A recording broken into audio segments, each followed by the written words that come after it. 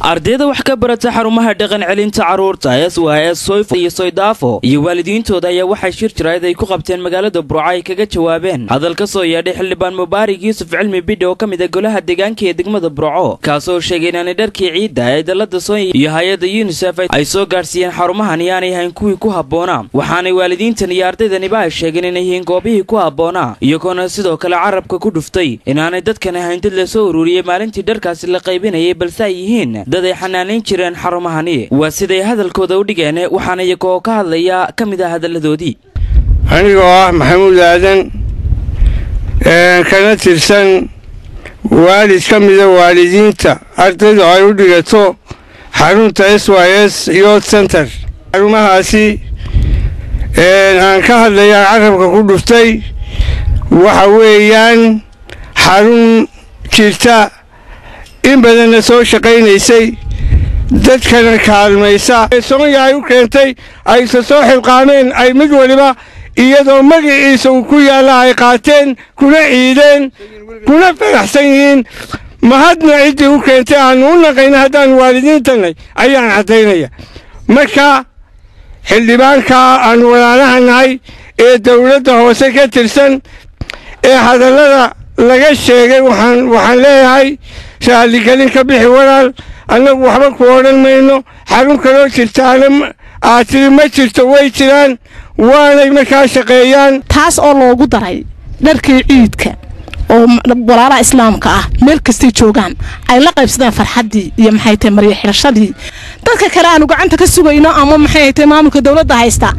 inay duraan ay wax ka sheegan wax noogu dari lahayn wax kale keeni lahayn raali kama nihin ka bixiyaan xildhibaanka maanta dawladda hoose magaalada dhan ay dooratay codkeeda ku soo baxay inuu caruurta carabka ku dhufto ceeb isaga ku tahay ma garatay saasaan leenahay xildhibaan raali gaminka bixi sharaftaada ilaasho gobol bad mas'uul ka tahay ardayda ugu kaalay goobta joogan madaxa wada salaax anigoo u sheegaya hadaladii xanafta lahaa ee aan maqlayay habeenkii dhawadan TV-ga ka daawaday waan ku xumaanay hadalada xanafta leh ee aanan qabin guul baanu haynaa waxaanu haynaa barwaaqo waxaanu haynaa bashbash ilaahay oo noo siyaadi baanu leenahay idina waxa leedihiin hadii aad yihiin xildhibaanadii aanu dooranay ilaa anaga idin dooranay in aan nagu gacan qabataan oo aad maxay haytay awlaada iyo waayeelka iyo maxay haytay dadka danyarta iyo darbijiifka iyo roobaliga iyo kii mobilada dadka ka qaadi jiray iyo kii tooriyeyn jiray dadka dhaqan celiyay waxaad leedihiin inaad nala gacan qabataan oo alxamdulilaahi rabbil caalamiin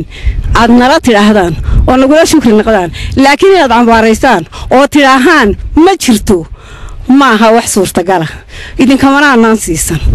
anigu waxaan leeyahay waaban cadhoodo waxaan tiisanaan jiray oo tan goormay soo baxday ma waan maqaltaa dad ugu sheeganaysa xildhibaan heer qadan ee Soomaaliya oo nagdoosay dharkii iidka dharka iidka waxa hayn dhar aad u bilicsan oo wacan oo bulshada kaga dhex muuqan karno kale xindhimaal habeen dhow tala hadlay oo yiri santaradaasi waxba kama jiraan oo dhalinyarada si xaq uma lahayn sababtoo taana waxa ka dhaynaa anagu xindhimaalka aflaadin meena caayinayno waxaan u sheegaynaa xindhimaalka dharka anagana xaq u lahayn santaradan eebeena way jireen waligeedna way jiri doonaan haddana way jireen arday badan oo reer Burcaan oo ka qalin jabsay bishinkii iyo quraanka iyo hadaan eeba magaciisa ku bilaabo maansadaydan qalbiga maratay maamuuska lagu dhahay afka kama eedadeen hadaan uu ku soo tabinay ninkii garanaya garan haduu maanku yahay taanka naga kala salaantana waalidii iyo xaqarad iyo kulligood ardayda marti sharaf dhamaanteed inta macallin joogtay maamul iyo mas'uulada salaantii islaamkan idin soo bandhigaya inta maqan gaarsiin inta goobta joogtay kuna idkana wana la siiyay ayaama dhow TV-ga waxaan ka maqlaynay xildhibaan Bidho naflagaaday dadkii wax la siiyay aan u mahadnaqay suuri isaguna nugu hambalyan la dadkii wax la siiyay ayuu aflagaaday mid aan imka abaabuliye ayuu leeyahay meeshii bay soo gashay laakiin anagu taayada ayaanu ku maadsanahay